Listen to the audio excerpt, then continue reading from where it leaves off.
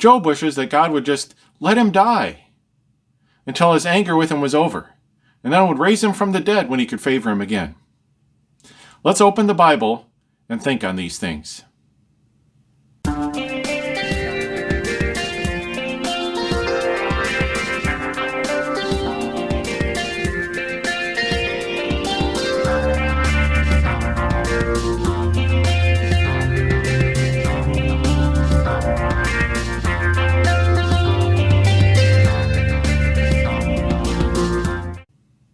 This is the Word of Truth Ministry Video Library. I'm Nathan C. Johnson, Bible teacher. I greet you in the faith and fellowship of our great God and Savior, the Lord Jesus Christ, whom we love and whom we serve. We're looking today at Job chapter 13. And Job is continuing his first answer to Tsophar, which Tsophar, as you'll remember, argued from human merit.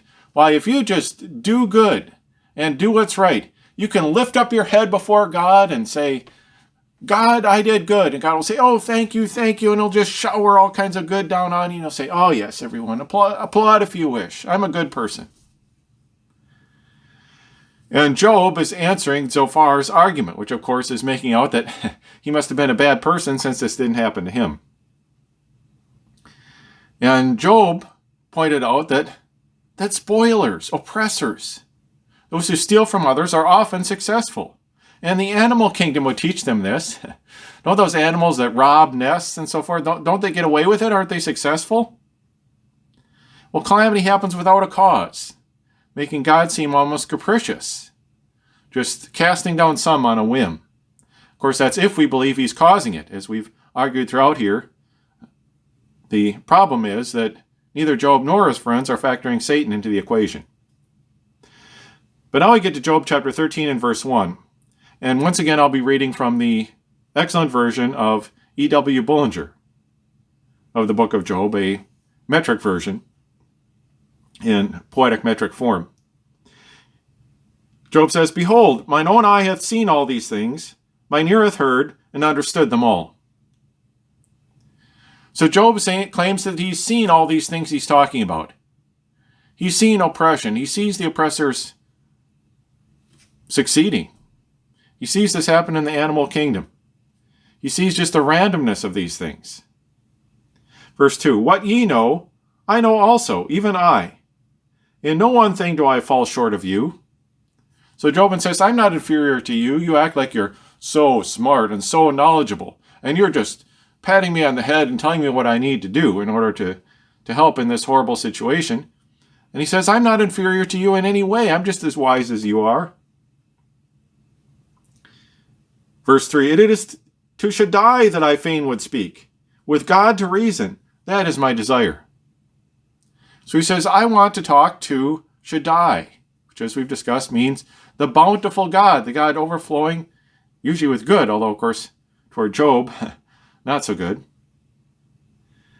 And he wants to reason with El, the mighty God. And I think he means he wants to talk to him and reason with him and not with these mocking friends of his. We're making fun of him, saying he must have done something to deserve all this. Verse 4, But as for you, smirchers with lies are ye, physicians of no value are ye all. So he says to his friends, you're just lying about me. You're not telling the truth. You're just besmirching my name, covering me up with lies, saying, you did something to deserve this. And that's just a lie. So he says, you're just false physicians. You're physicians of no value. You come to apply a treatment, and your treatment just makes things worse. A lot of good as a doctor you are. Verse 5. Would ye but altogether hold your peace, that of itself would show that you were wise. He says, this would show you're wise. If you would just, as we had put it, if you would just shut up. If you would just stop saying anything, that would make you look a lot smarter than what you're doing. Verse 6. But hear, I pray, the reasoning of my mouth, and to the pleadings of my lips attend. So he invites them to just be quiet and hear his reasonings and his plea. He says, just stop and listen to me. You haven't listened so far. You just have your mind so set in your ways and with your idea that you're come to make me confess the horrible thing I did to cause this to happen so I can get right with God and everything can be great again, that you won't listen to me if you just listen. Verse 7, is it for God ye utter what is wrong? Is it on his behalf ye speak deceit? He says that Zophar and all three of these men, are you speaking lies about me in an attempt to clear God's name? You're afraid of, I admit Job didn't do anything to deserve this. That'll make God look bad. So you say, I have to lie to make God look better. I have to deceive in order to make it look like God isn't at fault here. And this is El, the mighty God, he speaks of again. He says, are you really saying wrong things for God? Verse 8, dare ye show partiality to him? Is it indeed for God that ye contend? So again, God is El, the mighty God. He says, are you like a judge in a court showing partiality to God? A judge isn't supposed to show partiality. He's supposed to look at both parties equally and apply justice. And he says, are you as judges looking at God and saying, well, I've got to favor God. So even if it's unjust, even if it isn't right, I'm going to favor God. Are you being unjust and showing partiality for God? Are you contending for El, the mighty God, and therefore not worrying about what's right and fair? Verse 9, would it be well that he should search you out? Or can ye mock at him as at frail man? He said, would it really be so good for you, my three friends, if God would search you out? If he looked at every act and every thought of yours, would you really come out so squeaky clean as you act? And really look so good and really have the judgment come out so favorable to you as you seem to think? Or if you were in front of God, could you mock at him? Could you make fun of him like you've been making fun of me if he didn't agree with you? Verse 10, you he will openly convict, be sure, if you in partiality acquit. So he says, look, God is the ultimate judge. If you show partiality for God and twist justice on God's behalf, God will condemn you for it. He's not going to care that you did it for him. No, he's going to condemn you if you are unjust. God himself will convict you, even though you thought you are being unjust for him. And Job is very right there. God doesn't appreciate people twisting justice and twisting reason and lying and deceiving, supposedly on his behalf. God isn't going to appreciate that. He's going to condemn it if anyone does that. Verse 10, you he will openly convict, be sure if you in partiality acquit. He says, be sure of this, God will openly convict you if you acquit him unfairly. If you make arguments for him and then acquit God, let him off the hook unfairly. God himself will condemn you for that, Job says. And I think Job is very right. Verse 11, will not his majesty make you afraid? And will not dread of him upon you fall? He says, can't you look at his majesty and be afraid?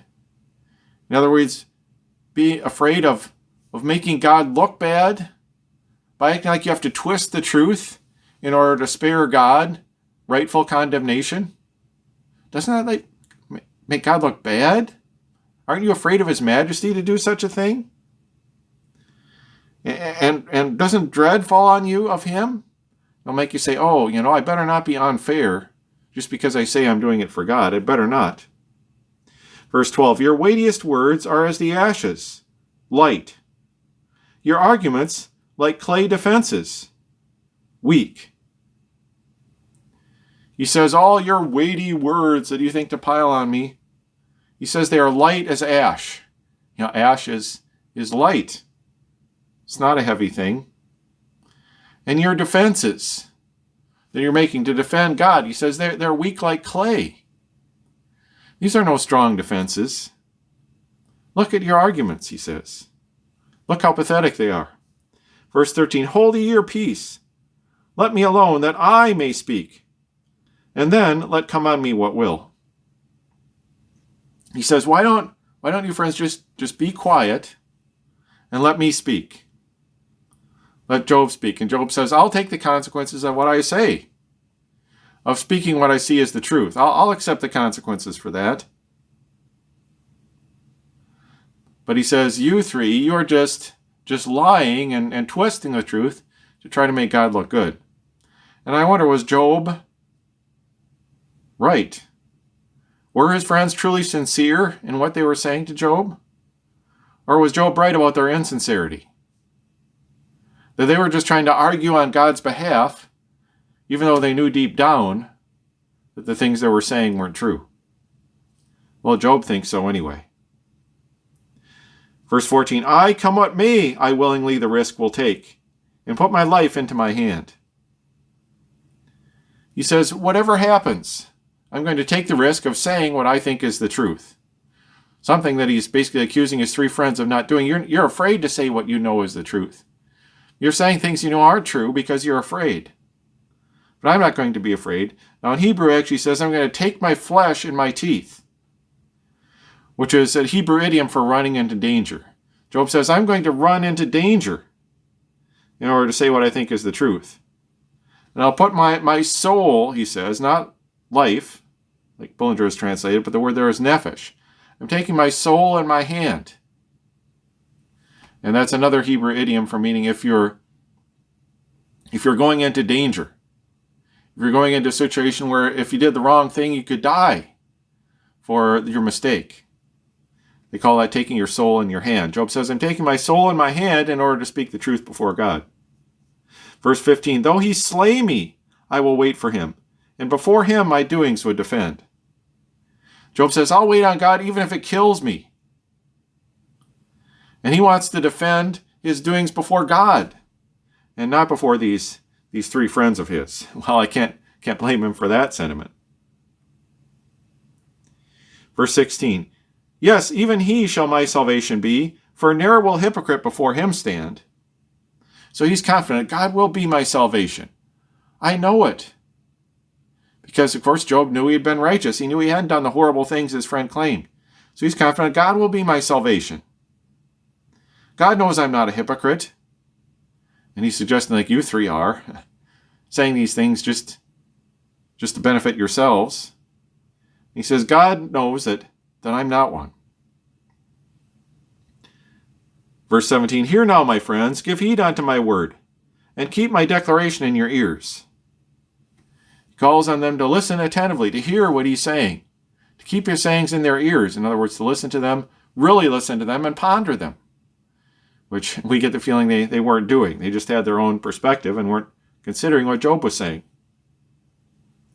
Verse 18, behold now, I have ordered my cause. I know that I shall be declared just. So he says, I have ordered my cause, and that's the Hebrew mishpat, which means judgment, determining what's right, what the order is, what the order should be, and then setting things right. He says, I've determined my judgment. In other words, that he's prepared his case, and he knows, and he makes his case before God, that God will declare him just, righteous. Again, that he didn't do anything to deserve this calamity. Verse 19, who then is he that will contend with me? For now, if I keep silence, I should die. So he says, I'm waiting on God, so who's going to contend with me? Who's going to fight with me? Since I'm waiting for God to plead my case before him. He says, now if I keep silence, I will, the King James says, give up the ghost. Well, that means he will expire. He'll die if he keeps silent at this point. He says, I have to speak or die. Verse 20, only, O God, do not two things to me, and then I will not hide me from thy face. So he pleads with God, please, God, just do these two things for me. I want to plead my case before you. I want to basically have a showdown with you or have a pleading with you, discuss my case in court with you, but I'm asking two things of you before you bring me into court before you. Then I'll be able to stand before you and plead my case. But do these two things for me, please. Verse 21, thy hand from off me take thou far away, nor let thy terror fill me with alarm. So he says, God, you just do this, and I can plead my cause in court before you. First, take that heavy hand you have laying on me, causing me such sorrow and grief, such trouble. Take that heavy hand off of me. And then don't let your terror fill me with alarm. You're filling me with terror. You're making me terrified, afraid. So afraid of you, God. So stop that. Stop making me terrified of you and take your heavy hand off you. Now, once again, we know, of course, from having read the early part of Job, that the heavy hand that's on Job is really the heavy hand of Satan. Satan, the enemy. Satan, the one who hates Job. Satan, the one who wants what's worse for Job, who hates Job because of his righteousness and is doing all this to him to try to drive a wedge between him and God. And it's Satan that's filling him with terror. But Job thinks it's God, and he asks, God, please stop doing this, and then I can stand in court with you. Verse 22, then call thou me, and I will answer thee. Or I will speak, and do thou answer me. He says, if you'll just stop doing these two things, why then you can call Job to court, and I'll come into court, and I'll answer you. Or I could plead my case, and then you could hear and answer me. He says, either way, but if you'll just take your heavy hand off me and stop terrifying me, I can do this. Verse 23, how many are my sins, iniquities, transgressions? These, oh, make thou me to know. He says, if there are really so many great sins that I have done that have piled up to make me deserve this horrible calamity that's happened to me, well, what are they? Let me know. Tell me what these sins are. I really don't understand. I don't get it, Job says. I don't get where I sinned. I don't get what I did wrong. I don't see that I did anything so horrible as to deserve what's happened to me. Let me know what these things are, if they're there and they're so terrible.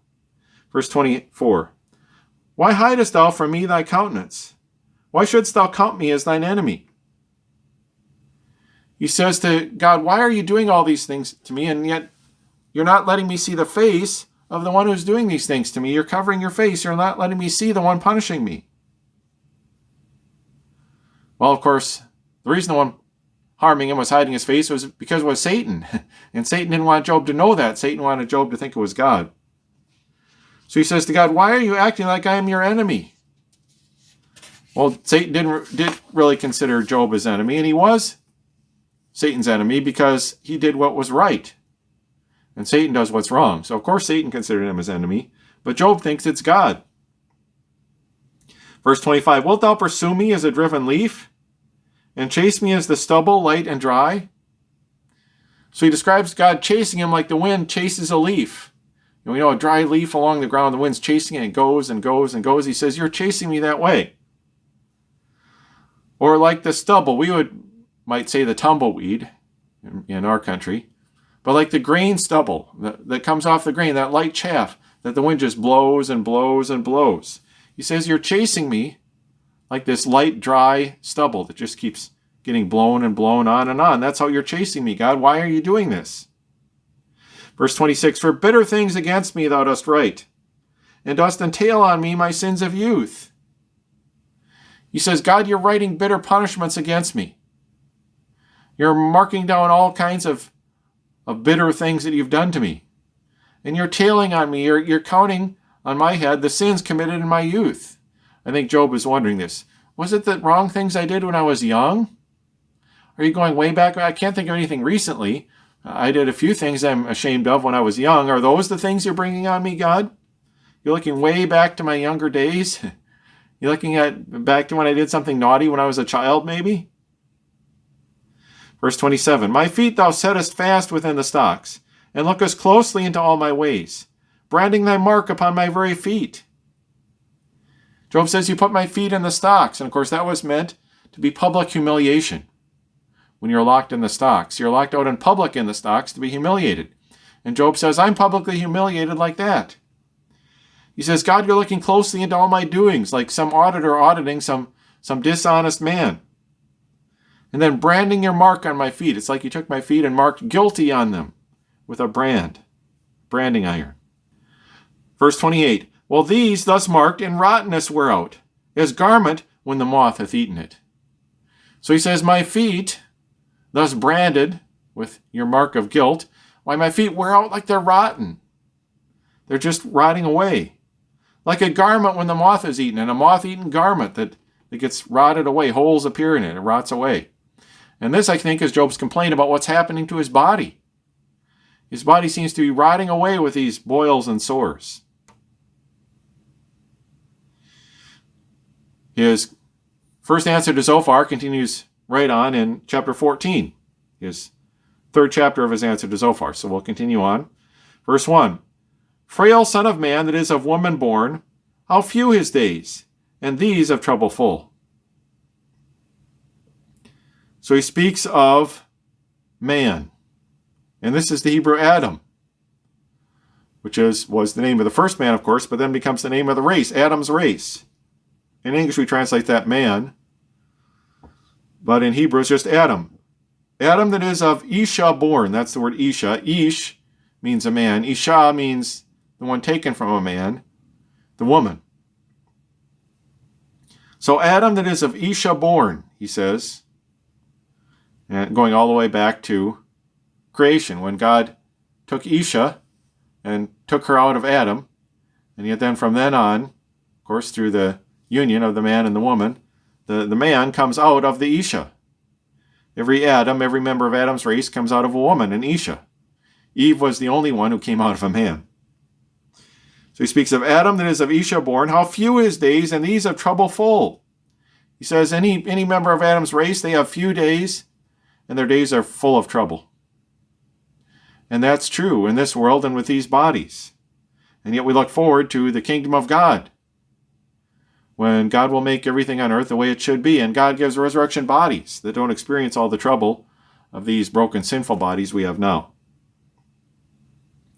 Verse 2, he springeth like a flower, and is cut down. He fleeth as a shadow, makes no stay. So he says Adam is like a flower. It springs up. It's beautiful for a short time. And then it's cut down, and it withers and is dead, and you cut it down. You don't leave the flower after it dies. Or like a shadow, it's there. A certain time of day, the shadow cast from the tree, it's there, and yet what happens? It flees away. It's only there briefly. It doesn't stay. As the sun changes its position, the shadow disappears. And he says Adam's race is like that, like the shadow that's here now, and in a short while it's gone. Verse 3, yet openest thou thine eyes on such an one, and bringest him into judgment with thyself? So he says, God, a member of Adam's race whose life is so short, are you really going to argue with him? He's so inferior to you, and yet you're going to treat him like an enemy and contend with him and fight with him? He says, are you going to bring such a brief-lived being into a judicial argument with yourself? Bring him into court? Verse 4, oh, that a clean thing could come forth from out a thing unclean. But there is no such one. He says, oh, if only you could bring a clean thing out of an unclean thing. And of course, Adam's race are unclean. Because of our sin, because of our fall, we're unclean. And we might wish, oh, how we might wish that we could just take this unclean thing ourselves and bring a clean thing out of it. We could wish that. But, of course, we can't do it. Only Jehovah can bring a clean thing out of an unclean thing. Only our Lord Jesus Christ. And he does that, of course, in salvation, when he cleanses us of our sins. And he can bring a clean thing out of an unclean thing. But no human being, no member of Adam's race can do it. He says no matter how hard we try, we can't bring a clean thing out of an unclean thing. So note this carefully, that Job is not arguing that he's perfect, that he's sinless, that he's a clean thing, and all other men are unclean. No, Job admits that Adam's race is unclean. His argument is, I didn't do anything to deserve this. Yeah, I realize I'm a sinner. I realize I'm unclean. But I've lived to the utmost of my ability. I've lived a clean life. I didn't do anything to deserve this. That's his argument. So he's not arguing that he's sinless. Verse 5, if now his days are all by thee decreed, and fixed the number of his months with thee, if thou hast made him bounds, he may not pass. So his argument is, if my days are numbered, if you've decided exactly how long I'm going to live, well, why not leave me alone and let me rest in these days you've decided for me? So Job here we see he's assuming what many people assume, and that is that God has decreed exactly how long each person will live. I mean, you could look on God's calendar and God has written on there the day of your death and the day of the death of every single person. If someone dies in infancy, it's because God had already written that date on his calendar. If someone dies as a 2-year-old or a 5-year-old or 10 or 12-year-old, God wrote that on his calendar. If someone dies as a young adult or middle-aged adult, or if someone lives out his days and lives to a good old age and then dies, it's all because God wrote their death on his calendar and had it determined in advance. And that's what everyone seems to assume about God, and Job assumes the same thing. And yet God has never said such a thing. God never says in the Bible, I decided the exact day on which each person is going to die, and I determined it in advance. No, see, when God controls who lives and who dies, that'll be God's kingdom. And his people won't die throughout his kingdom. Only the wicked, those who transgress against his kingdom, will die. But see, humanity doesn't like the randomness of death. When we sinned, when Adam and Eve ate that forbidden fruit and brought sin into the world, that brought randomness into the world. And as Solomon says, time and chance happen to every man. Everyone's going to die, good or not. And one of two things is going to get you. Either time is going to get you, you live to old age and time gets you, or chance. I mean, you roll the many-sided die and you roll the wrong number. You roll the car accident number. Or you roll the terminal illness number. Or you roll the freak accident number. Or you roll the I choked on something number. Or whatever it is. You just get a bad chance. It doesn't happen to many people. It doesn't happen much. You have a bad reaction to some medication you take. It doesn't happen to many people, but it happens to a tiny number and you just rolled the wrong number. So either time or chance, Solomon says, gets all of us. And yet humanity doesn't like randomness. We don't like static. And that's why they say if you turn up static on a radio and just sit there listening to it, listen to static and listen to static, well, your brain doesn't like the randomness, and eventually your mind starts playing tricks and makes you think you hear voices in the static. Well, that's common. That's common. We just don't like randomness, and death is random. Time and chance are random. We don't like that. We like there to be a reason for it. We like to believe that God has some reason, and he has his calendar where everybody's going to die. And Job thinks that. So he says, if you've decided my days in advance, God, verse 6, then look away from him that he may rest, and like a hireling may fulfill his day. Well, he says, if you've decided when I'm going to die, God, then why not just leave man alone and let him rest? Why torment him like you're doing with me? Why not let him fulfill his day of labor? You know, if you hired a servant to work for you for a certain amount of time, maybe during the harvest, maybe for a few weeks, maybe just for a day. Well, why not just let that servant alone to work out his day? And then if you weren't pleased with him, don't ever hire him again. But why torture him and trouble him and cause all kinds of trouble for him during his day of labor? Why not just let him live out the time you fixed for him? And then if you're angry with him, don't give him another chance, but why torture him during his day of labor? Why do that? Verse 7, for of a tree indeed there still is hope, that if it be cut down, 'twill sprout again, and that its suckers will not cease to grow. So he says a tree is different than a human being. A tree can survive being cut down. It could sprout again.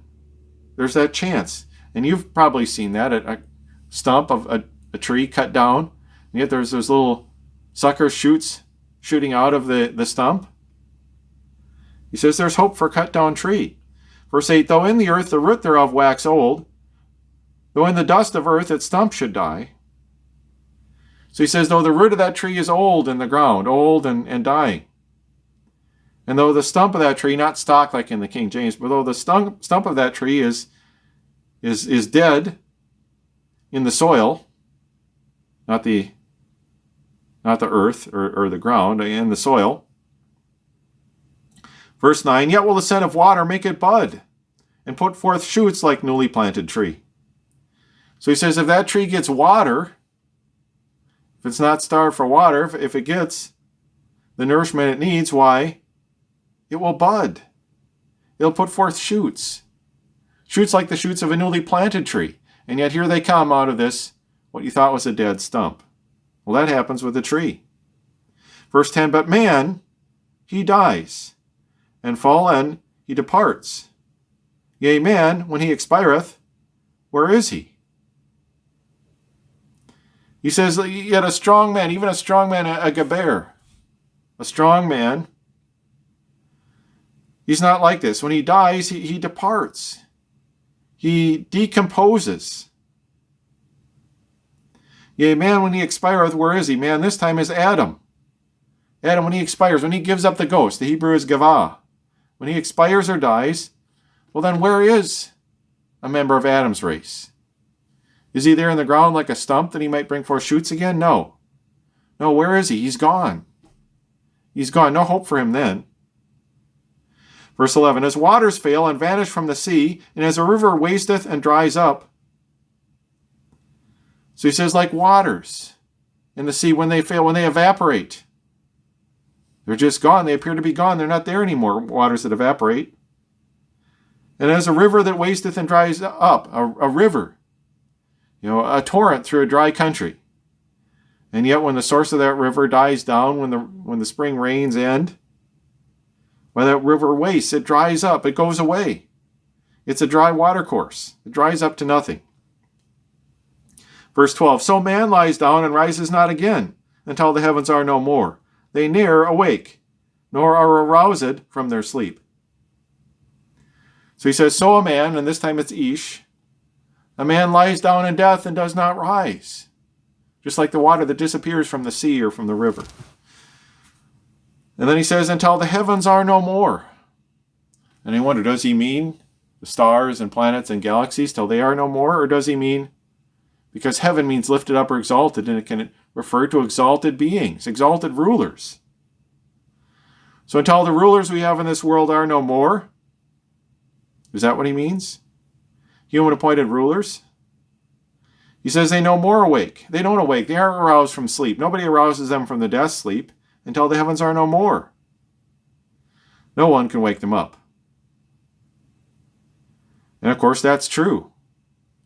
When someone dies, no one can wake him up. And if there were no resurrection, if God didn't raise people from the dead and wake them, that would be the end of them. Well, now Job breaks in with an injunction in verse 13.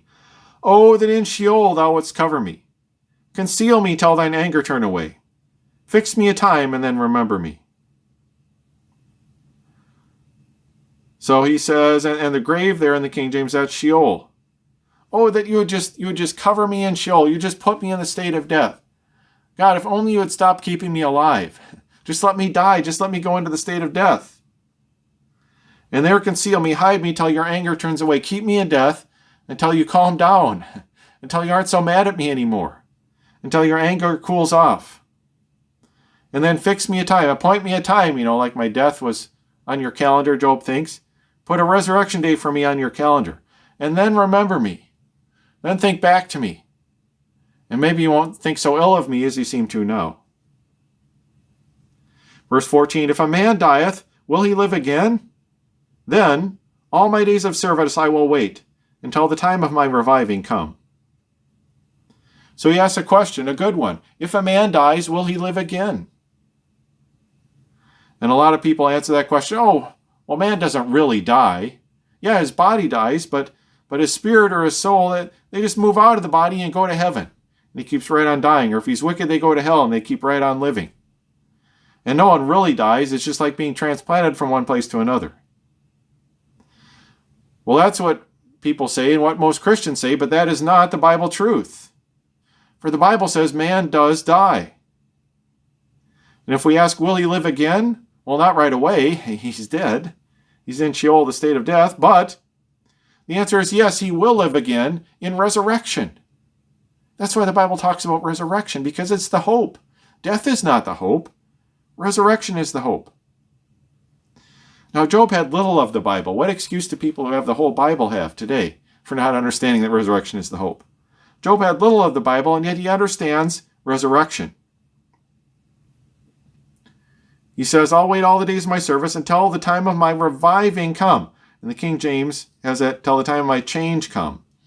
And the word is like the word for a change of garments. Until the day comes for me to change to a new garment. And the New Testament reveals that the resurrection involves a change in 1 Corinthians 15, starting in verse 50, where it talks about being raised incorruptible, being raised not in a body like this one, but in a new body. There's a change. Verse 15, then shalt thou call, and I will answer thee, for thou wilt yearn toward thy handiwork. He says, in that resurrection day, God, you'll call, and I, Job, will answer you. And you'll yearn, you'll desire the work of your hands. You'll want me again. God, you don't seem to want me at all now, but in that resurrection day, you'll want me again. Verse 16, but now thou numberest my every step, and thou wilt not pass over all my sin. He said, Job contrasts the current sad reality with that future vision of that future day he was seeing. He says, now, God, you're marking every step. You're punishing me for the slightest fault. Any wrong thing you see me, you're blasting me for it. Verse 17, for sealed is my guilt, is in a bag, and mine iniquity thou fastenest up. So he says, God, you took my iniquity and you sealed it up in a bag to just keep it and carry it around with you and remember it constantly. You're just constantly looking at it and remembering it, refusing to let it go and forget it. You're just carrying my iniquity everywhere with you so that you can punish it. Verse 18, yes, e'en a mountain falling wastes away, the rock may be removed from its place. So a mountain seems like a thing very permanent. And a rock, it seems like a thing that's just solid and going to be there. He says, over time, even the mountain and the rock can be removed and waste away. Verse 19, the flowing waters wear away the stones. The floods thereof may wash away the soil. E'en so the frail man's hope thou dost destroy. So he says flowing waters. They flow and they flow and they flow and they wear away that rock that seems so permanent. And the flooding rivers that flood and wash down that mountain, they wash away the dust of the earth or the soil of the land. So that mountain that seems so permanent wears away over time. Well, if these seemingly permanent things like a mountain and a rock get washed away, how much more does the hope of a mortal man and a nosh, how much more does it wash away? And we realize that our hope, our expectation for the future, washes away as the years go on and as we approach old age and death. Verse 20, thou overpowerest him, and he is gone. His face doth fade. Thou sendest him away. So he says, God, you overpower a man, and he's gone. His face fades. We see that over time. The face, once so handsome or so beautiful, it fades away. It wrinkles and decays. It wastes away until it's gone. And, of course, the human being, the member of Adam's race, is sent away in death. Verse 21, his sons are honored, but he knows it not. They are brought low, but he perceives it not. So things happen to his sons. Now, when a man is alive, what is he most concerned with? What happens to his children? If a good thing happens to them, if they're honored, oh, that man is pleased. If a bad thing happens to them and they're brought low, oh, that man is crushed and downhearted. But to the one dead, why, these things that would have concerned him most when he was alive, they don't concern him at all. He doesn't know, he doesn't perceive what happened to his children, to his sons. Verse 20, oh, only till then he feels pain over it. Only till then he over it doth mourn. So he says, only until he dies can he feel pain over his son's calamities. And his soul, that's his nephesh, that feels pain, that feels sorrow over what happens to his children, that only mourns until his death. And then after death, he has no knowledge or feeling about his children. Well, we know Job has been crushed by the death of his children. Maybe he wishes he were dead, and he couldn't feel it anymore. But here we see that Tsophar argued human merit. Good people can lift up their faces before God, and bad people experience trouble like Job. Job, however, accuses Zophar of twisting justice on God's behalf. and warns him God isn't going to favor you doing this so far. He calls on God to lift his heavy hand off him and give him a chance to defend himself before him. He argues Adam isn't like a tree that's able to grow again after it's cut down. He wishes that God would just let him die, and later, when his anger's cooled down, raise him from the dead. Maybe they could live in harmony again. He says even mountains are away, so how much more the feeble hope of mortal man? He says, look, you guys, you three friends, you hope in all this, but it wears away. Time wears it all away. Look what happened to me. All my hope is gone. Well, Job is in a sad state indeed. And do his arguments move his friends? Well, they all start to answer again. They give him a second address. And we'll start to see Eliphaz's second address, and we'll continue from there in our next study. Thank you for watching. If you enjoyed this, please press like. And until we meet again around the pages of God's book, I bid you goodbye.